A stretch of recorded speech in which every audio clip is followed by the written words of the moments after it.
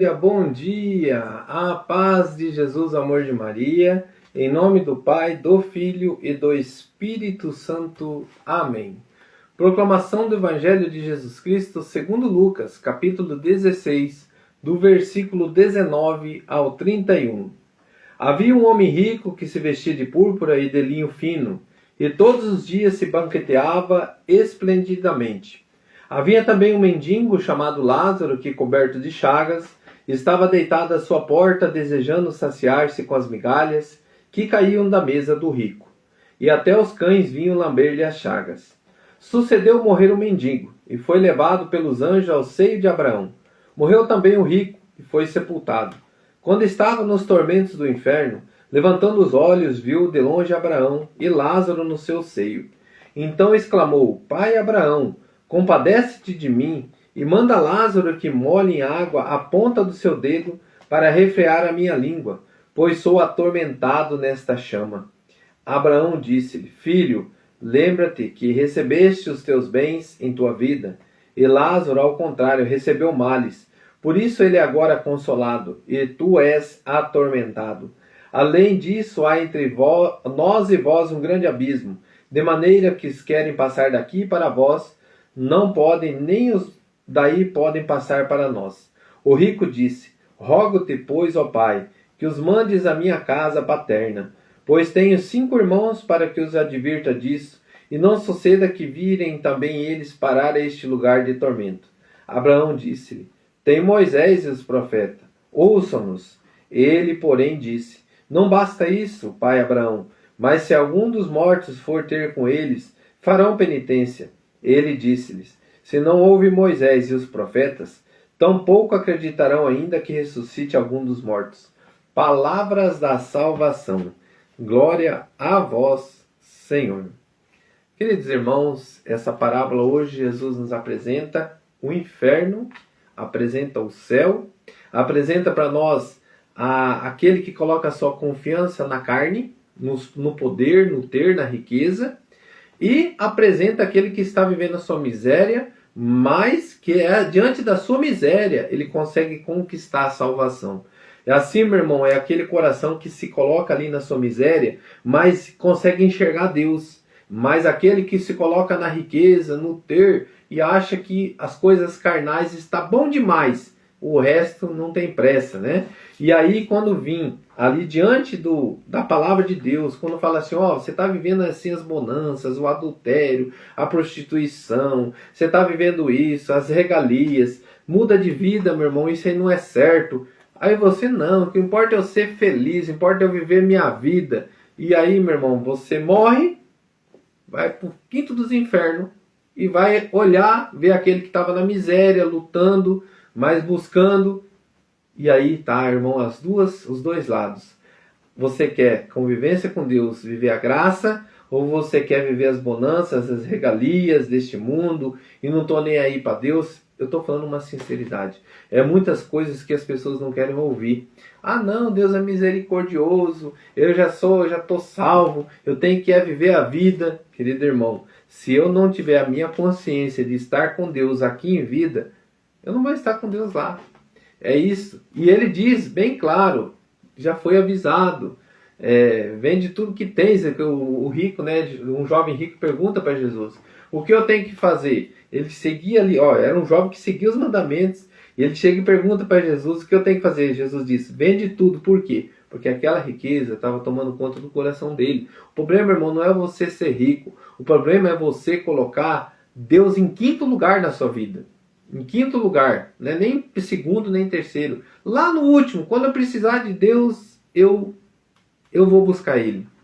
E aí, o que Deus nos ensina hoje, eu coloquei aqui. Coloquei no nosso... O que o texto diz para mim? Rogo-te que avise eles. Avisa. Por que rogar? Né? Porque ele viu o céu e viu o inferno. E ele viu que aquele local que ele estava não era bom. O lugar bom era lugar com Deus. E Deus nos deixa bem claro que nós temos decisões, nós temos escolha. E eu tenho que escolher Deus agora. Eu tenho que escolher o meu Deus agora por amor, não por obrigação, não por preceito. Eu tenho que ter o meu relacionamento com Deus, minha vida de oração, me colocando diante de Deus, viver o que Ele me pede, viver a caridade, viver o amor, né? Porque aqui ele vê o homem ali passando necessidade, não ajuda. Né? Não é só a questão de ter ainda do pecado. Além disso, a falta da caridade, a falta do amor, a falta da compreensão, a falta do diálogo, a falta da convivência do amor dentro da sua casa, com a sua família, com os seus. E tudo isso, irmão, envolve a presença de Deus. Então, agora é a hora de ouvir a Deus. Então, neste mover, eu vou fazer uma perguntinha para nós. O que o texto diz para mim? Há algo que eu poderia ter feito e não fiz para a minha salvação? Coloca a mão no teu coração. Se você for convidado agora para estar na presença de Deus, se você fosse falar da agora, a tua vida vai ser ceifada. Feche teus olhos. O que você tem se relacionado com Deus? O que você tem buscado a tua vida com Deus? O que você tem feito de caridade, de amor, transmitido amor dentro da sua família, na sua casa, no seu trabalho, a sua honestidade, o seu respeito, a sua vida com Deus, diante da confissão, diante da Eucaristia, diante da caridade, diante agora nós estamos na Quaresma, diante do meu jejum, ofertando a Deus o meu... Vamos lá, irmão, quando você faz um jejum, você oferta para Deus aquela... a renúncia do teu desejo da carne. Não é eu estou fazendo um jejum porque não vou beber a quaresma inteira. Nossa, eu não estou bebendo. Aí você dá um ênfase para o teu jejum, né, para a tua penitência.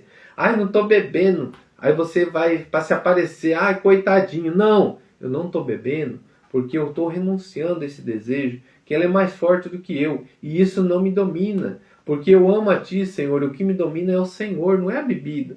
O que me domina não é essa cachaça. Eu não sou dependente dela, eu sou dependente de Deus. E por amor a Ti, Senhor, eu vou demonstrar que isso, eu sei que é um desejo da minha carne, mas eu vou vencer, porque o Senhor vale mais do que esse líquido. O Senhor vale mais do que todas as situações de pecado. E eu vou fazer essa penitência por amor a Ti, em demonstração que eu Te amo, Senhor. É algo que eu gosto muito, mas eu vou deixar, porque eu quero demonstrar o amor, e eu só tenho jeito de demonstrar o amor vencendo a minha carne, vencendo os desejos da minha carne. E neste momento, você demonstra o que você quer, que é a presença de Deus na sua vida. Querido irmão, isso faz diferença do ter, se eu tenho dinheiro, se eu não tenho? Não.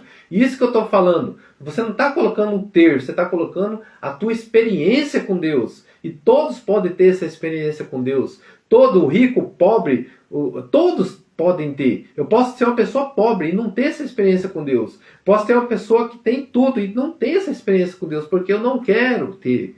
Então, querido irmão, quando ele pede para anunciar, para avisar, é o que nós estamos fazendo aqui. É agora. É o teu momento de você se unir a Deus. É o teu momento de você buscar a Deus com todo o teu coração. É o teu momento de você conseguir enxergar. Porque quando a pessoa tem tudo, ela não consegue enxergar.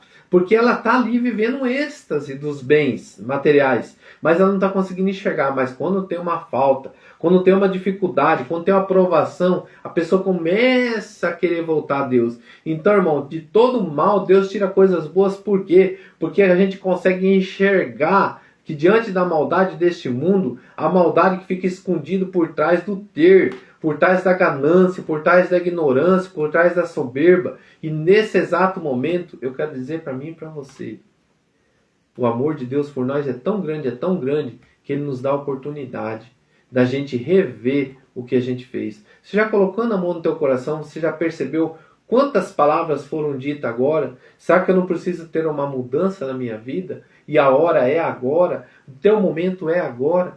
E neste momento o Senhor está agindo no coração de pessoas que não conseguiam enxergar a verdadeira felicidade. E neste momento você está conseguindo, o Senhor me coloca pessoas em lágrimas, entendendo, quando você desfez de uma confissão, quando você desfez da quaresma, levando a brincadeiras, não estou nem aí, né? Levando a quaresma para passear. É o momento de passear, não, meu irmão, é o momento de quaresma, é o momento de reflexão. É o momento de você entrar no seu quarto de oração, você entrar no teu coração. É o momento de você se colocar diante de Deus, rever aquilo que eu tenho feito de errado. E é o momento de eu ter mudança na minha vida. Que seja até não pronunciar as palavras dentro da minha casa. Tirar toda a soberba, a arrogância, a ignorância, palavras de xingamento. É este o momento que eu estou falando. É o momento de você dar bons exemplos. É o momento de você dizer o que é o amor. Não é o ter. O amor são as palavras, os gestos. Gestos de amor. O Senhor está colocando para você, para mim e para você, querido irmão, como agir como cristão. É agir diante do amor, da caridade. É o agir diante de olhar e reconhecer as pessoas precisam também do teu amor, do teu coração, precisam do teu carinho. Né? Então, assim, irmãos, tem pessoas que expressam esse carinho ajudando as pessoas com as suas necessidades financeiras, ajuda dando uma cesta básica, dando um alimento. Isso também é caridade, mas é a caridade também aquele amor dentro da sua casa, na sua família. E diante de todo esse agir, eu tenho feito isso. Se eu não fiz, a hora é agora. Agora é a hora de eu me unir. Por quê? Rogo-te, Pai, avise eles. Querido irmão, Deus está batendo na porta do nosso coração. Como está no livro de Apocalipse 3. Eis que estou à porta e bato. Se você não abrir, Deus não é intruso. Louvado seja nosso Senhor Jesus Cristo. Para sempre seja louvado. Em nome do Pai, do Filho e do Espírito Santo. Amém.